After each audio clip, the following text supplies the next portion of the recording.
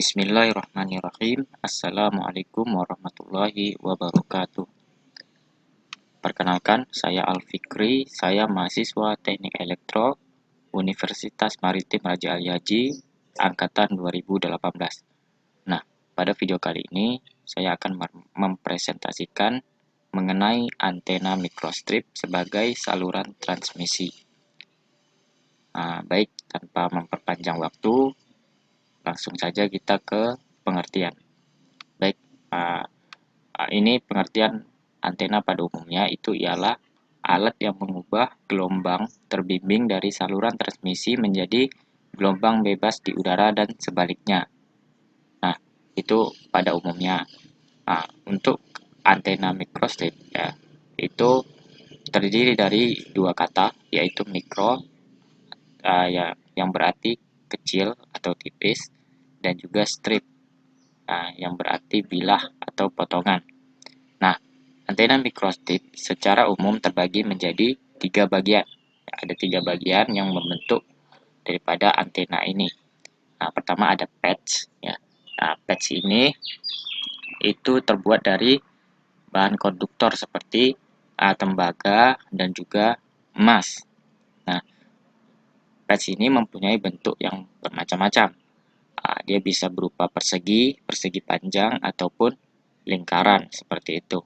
Bisa juga berbentuk segitiga.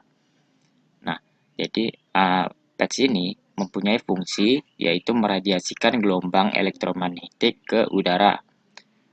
Itu adalah patch. Selanjutnya ada dielectric substrate. Dielectric substrate ini terbuat dari bahan-bahan dielektrik, ya. Di mana fungsinya itu ya sebagai media penyalur game dari catuan. Nah, dielectric substrate ini mempunyai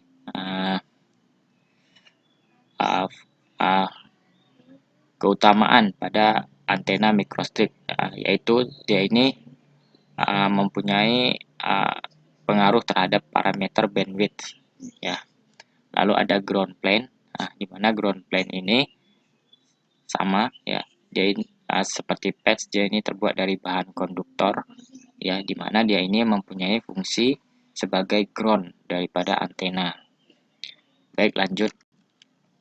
Lalu ada kita ke kelebihan dan kekurangan.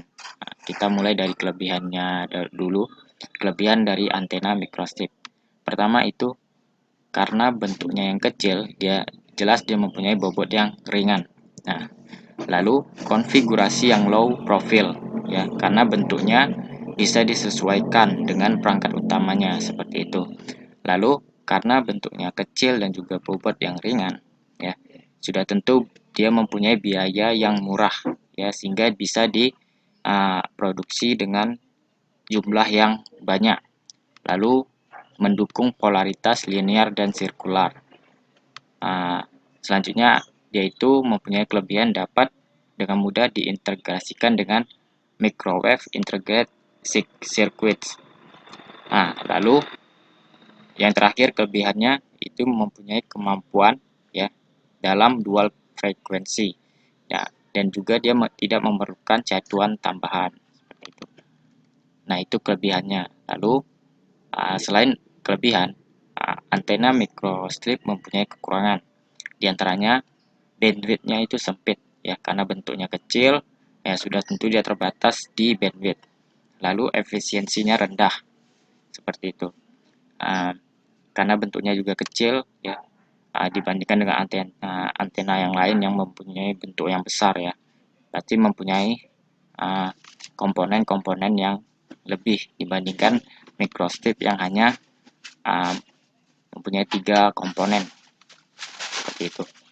Lalu penguatannya rendah. Selanjutnya itu memiliki rugi-rugi hambatan, ya, pada pencatuan antena array. Lalu memiliki power, ya, atau daya yang rendah. Lalu terakhir kekurangannya itu timbulnya gelombang permukaan, surface wave. Nah, itu kekurangannya.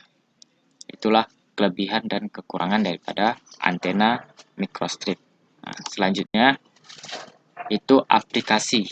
antena microstrip. Nah, antena ini ya, terkenal dengan kinerja dan desainnya yang kuat, cara pembuatannya dan kegunaannya yang luas. Keuntungan daripada antena microstrip itu mudah dirancang dan ringan, ya, dan juga lain sebagainya seperti yang disebutkan pada kelebihan.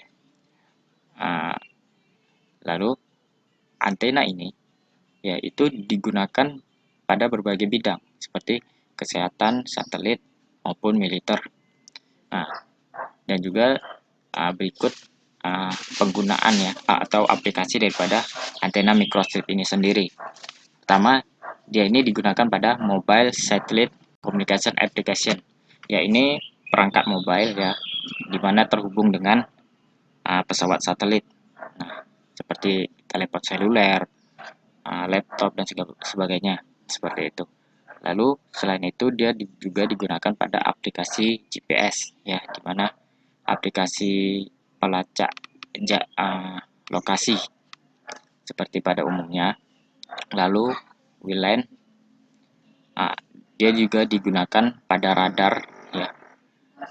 Lalu juga digunakan pada RFID ya.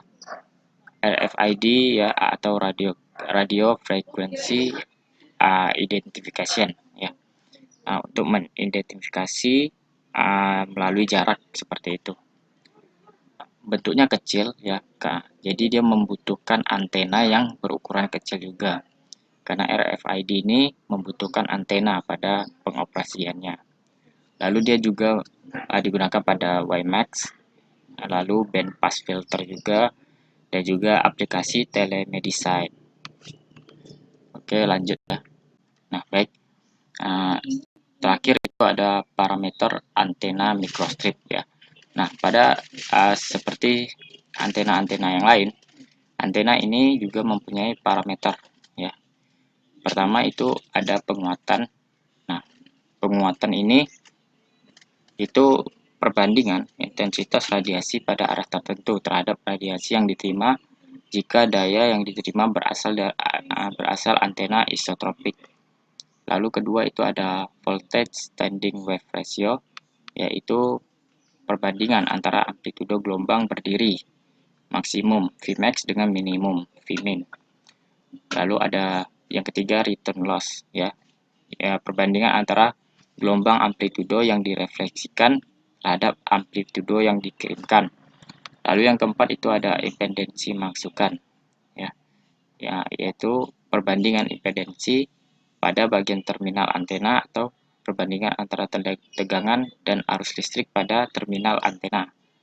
Lalu terakhir ada bandwidth antena, adalah rentang frekuensi di mana kinerja antena yang berhubungan dengan beberapa karakteristik yang memenuhi spesifikasi standar. Baik, sekian dari saya. Assalamualaikum warahmatullahi wabarakatuh.